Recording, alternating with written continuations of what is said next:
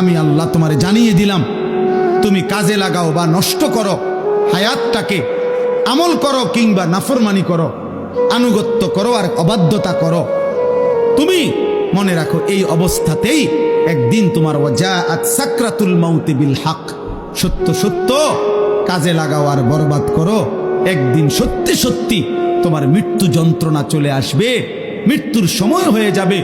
আর প্রত্যেক মানুষের মৃত্যুর সময় সর্বপ্রথম তার একটা মৃত্যুর যন্ত্রণা শুরু হয়, এটারে সাকরাতুল মাউত বলে। এরপরে আজরাইল আইসা মালাকুল মউত তার জান কবজ। আল্লাহ আমারে মনে করাই দিছে, আনিস আমি তোমাকে সৃষ্টি করেছি। 2 নম্বর আল্লাহ আমাকে বলতেছে, আনিস তোমার অন্তরের গভীরে যেই কথা আসা যাওয়া করে কল্পনাগুলোও আমি জানি। 3 নম্বর তোমার রক্তের শিরা উপশিরায় আমি আল্লাহ তাআলা তার চাইতে বেশি কাছে আছি। এবার 4 নম্বরে আল্লাহ বলেন, ইজিয়াতালাক্কাল মুতালাক্কিয়ানে আনিল ইয়ামিনি ওয়া আনিশ শিমালি কাঈদ। আল্লাহ বলে, বান্দা 4 নম্বরে মনে রেখো 24 ঘন্টা তোমার ডানে এবং বামে আমার 2 জন ফেরেশতা আছে। আছে? কথা বলে না? আছে তো? ওরা লিখছে। এই 4টা হল। 5 নাম্বার, মা ইয়ালফিজু মিন কাউলিন ইল্লা লাদাইহি রাকিবুন আতীদ। আল্লাহ বলে, বান্দা তারা তো 2 জন আছেই, অতিরিক্ত আরেকজন ফেরেশতা আছে যে তোমার এই 2 জবান মানে 2 ঠোঁটের মাঝখানে যে জিহ্বা, এই জিহ্বা দিয়ে তুমি যা বলো, যখন যা বলো, যা করো, 24 ঘন্টায় তুমি যেই শব্দটাই বলো না কেন, উচ্চারণ করো না কেন, ভালো মন্দ, উপকারী অপকারী, জিকির দাও করো আর গালি দাও, আল্লাহ বলে এই জিহ্বা দিয়ে যা বের হয়, আল্লাহ তাআলা বলেন আমার আরেকজন ফেরেশতা তোমার মুখের প্রতিটা উচ্চারণ লিখে রাখে। এই কয়টা হলো? 5টা। কয়টা? 5টা। 1, আমি তোমাকে সৃষ্টি করেছি, আমার থেকে যাইবা কেমন? 2, তোমার অন্তরের গভীর বিষয়টা আমি জানি, আমার থেকে লুকাবা কেমন? 3, আমি তোমার রক্ত প্রবাহিত শিরা উপশিরা তার চাইতে বেশি নিকটে আছি, তুমি আমাকে লুকাবা কেমন? 4, আমার 2 জন ফেরেশতা 24 ঘন্টা তোমার পাশে আছে, তুমি তাদের ফাঁকি দিবা কেমন? 5, আমার একজন ফেরেশতা তোমার জবানের সমস্ত উচ্চারণ লিখে রাখতেছে, তাকে আড়াল করবা কেমন? এবার আল্লাহ বলেন, শেষ কথা হলো এই, আল্লাহ তাআলা বলেন, ওয়াজাআত সাকরাতুল মাউতি বিল হক। বান্দা এই আমি দেখতেছি, আমি জানি, আমি তোমার কাছে আছি, আমার 2 জন ফেরেশতা, আমার একজন পৃথক জবানের কথা লেখার ফেরেশতা, এই পুরা তত্ত্বাবধানের ভিতরেই আমি আল্লাহ তোমারে জানিয়ে দিলাম, তুমি কাজে লাগাও বা নষ্ট করো হায়াতটাকে, আমল করো কিংবা নাফরমানি করো, আনুগত্য করো আর অবাধ্যতা করো, তুমি মনে রাখো এই অবস্থাতেই একদিন তোমার ওয়াজাআত সাকরাতুল মাউতি বিল হক, সত্য সত্য কাজে লাগাও আর বরবাদ করো, একদিন সত্যি সত্যি তোমার মৃত্যু যন্ত্রণা চলে আসবে, মৃত্যুর সময় হয়ে যাবে। আর প্রত্যেক মানুষের মৃত্যুর সময় সর্বপ্রথম তার একটা মৃত্যুর যন্ত্রণা শুরু হয়, এটারে সাকরাতুল মাউত বলে। এরপরে আজরাইল আইসা মালাকুল মউত তার জান কবজ করে, জান কবজের আগেই তার একটা মৃত্যুর যন্ত্রণা হয়। আল্লাহ বলে, যালিকা মা কুনতা মিনহু তাহিদ। এই মৃত্যু যন্ত্রণা থেকেই বান্দা, এই মৃত্যু থেকে তুমি গত 40 বছর, 30 বছর, 60 বছর পলায়ন করতে চেয়েছিলে, কিন্তু সেই মৃত্যু যন্ত্রণা শুরু হবে, মৃত্যুর সময় আসবেই আসবে।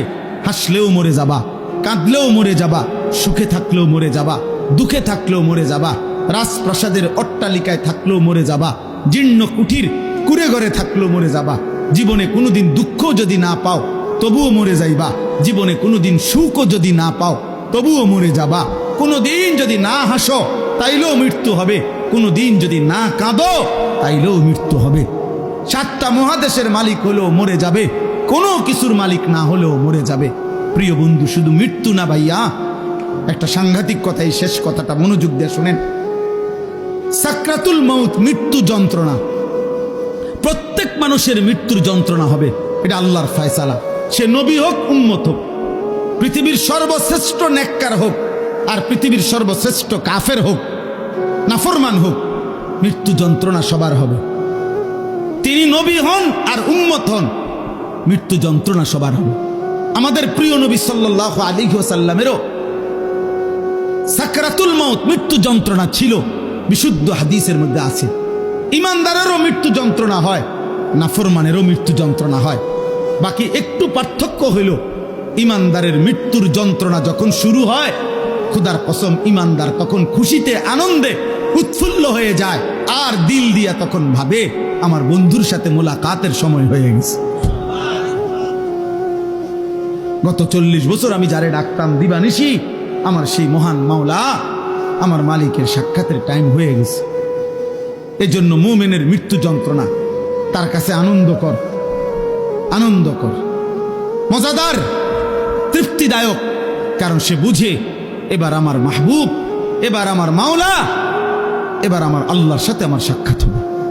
কিন্তু প্রিয় ভাই, আমি এই কথাটাই শুধু বুঝাইতে চাই, তাফসীরের মধ্যে আছে কোন নাফরমানের, কোন পাপী আল্লাহর প্রতি ঠিক মতো ঈমান নেয় নাই, হারামের উপরে ছিল, চুরি, ডাকাতি, জিনা, ব্যভিচার, মদ, জুয়া, সুদ, ঘুষ, কিস্তি, মা বোন বেপর্দা, বেহায়া, নাটক, সিনেমা, নাচ, গান, অশ্লীলতা, বেহায়াপনা, হারাম উপার্জন, এভাবে যে ব্যক্তি জীবন কাটাইছে, একটা উদাহরণ শুধু তাফসীরের মধ্যে লিখছে।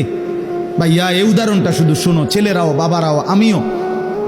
এই পৃথিবীতে যদি কেউ, কিতাবে লিখছে যে 900 বছর একটানা, মনে করেন কেউ পৃথিবীতে হায়াত পাইছে, কয়শো বছর?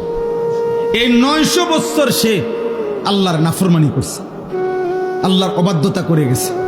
কিন্তু 900 বছরে 1 সেকেন্ড কোনোদিন তার কষ্ট হয় নাই, কোনোদিন সে কোনো দুঃখ, কষ্ট, বেদনা পায় নাই।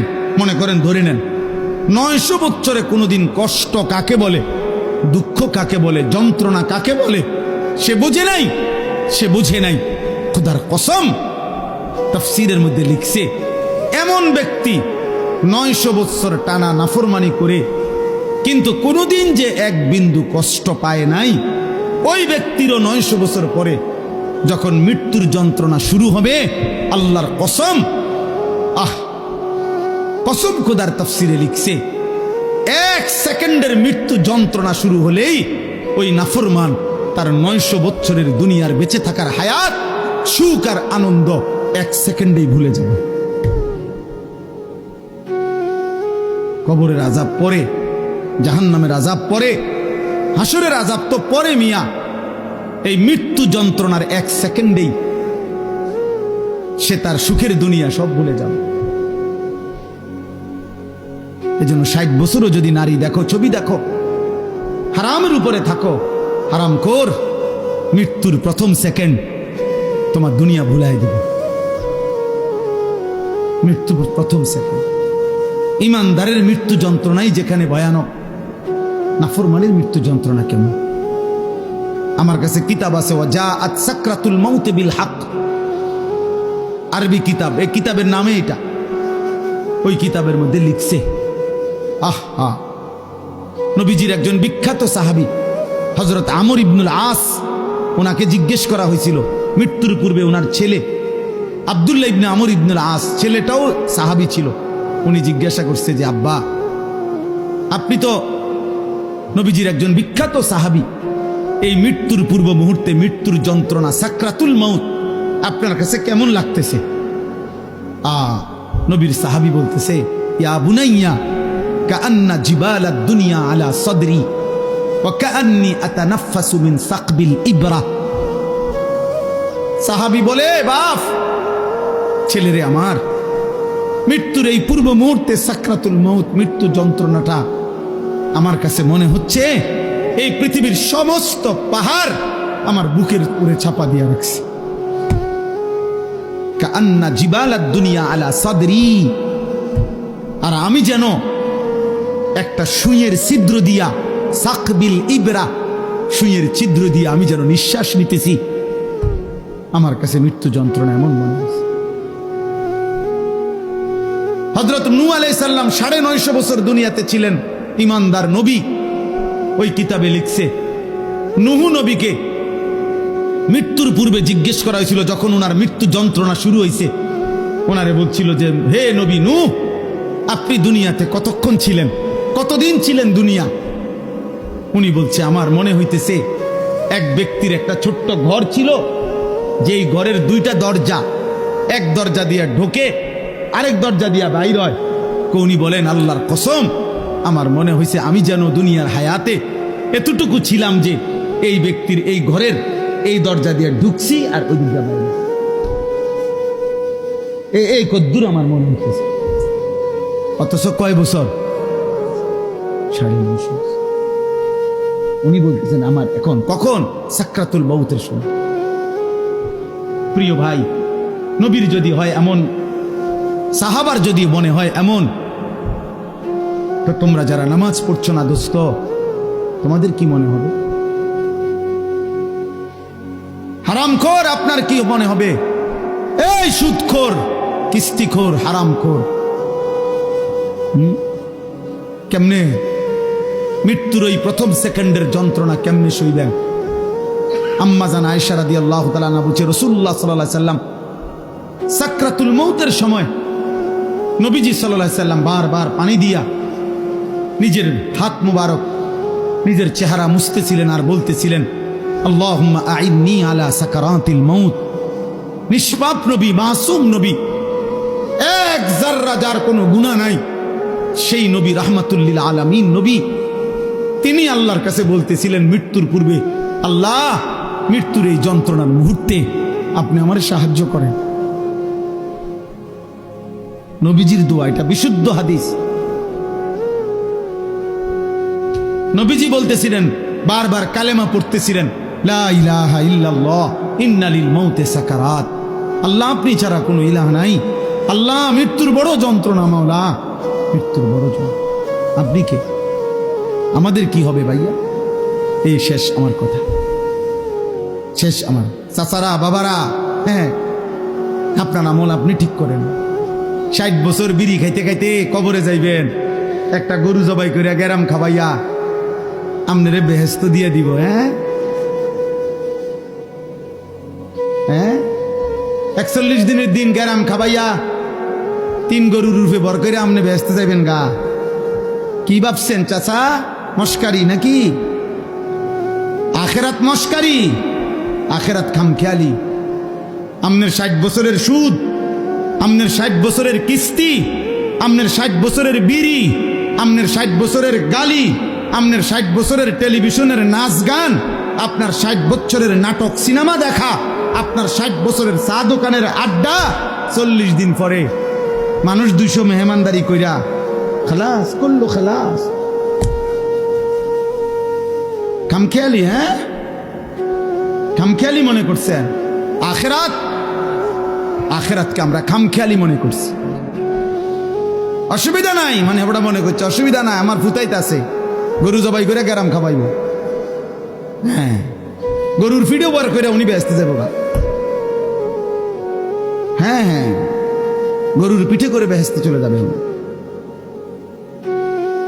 দয়া করে ভাবতে শিখেন, দয়া করে ভাবতে শিখেন, দয়া করে ভাবতে শিখেন। আপনার ঈমান, আপনার আমল, আপনার সেজদা। আমি প্রত্যেক দিন বলি, আজকে ওই শেষ কথা বলে গেলাম। আমি অসংখ্যবার এই কথা বলি যে বাপ ভাই, দুনিয়ার ঘর আমনে একা না হইল, আমনে পুরা শেষ করতে না পারলো অসুবিধা নাই, যে দূর পারেন রাইখা যান, বাকিরা আইসা করবে। হয়তো দাদা বিট বাঁধা গেছে, বাফে আইসা হয়তো ছাদ ডালাই দিছে, এরপরে ফুতে আইসা চারিদিকের ইট গাইথা রুম দরজা জানালা সব ঠিকঠাক করে এখন থাকে। এরম হইতে পারে যে 3 পুরুষ মিল্লা একটা বাড়ি হয়তো ঠিক করছে, মাটির উপরের দুনিয়ার ঘর তো এটা সাজাইতে পারে এমন। কিন্তু আমার শেষ কথা, কবর নামের ওই ঘর, মাটির নিচের যেই ঘর, আপনার ঘর যদি আপনি না সাজাইয়া যান, খোদার কসম আমনের ফুত নাতি সাজাবে না।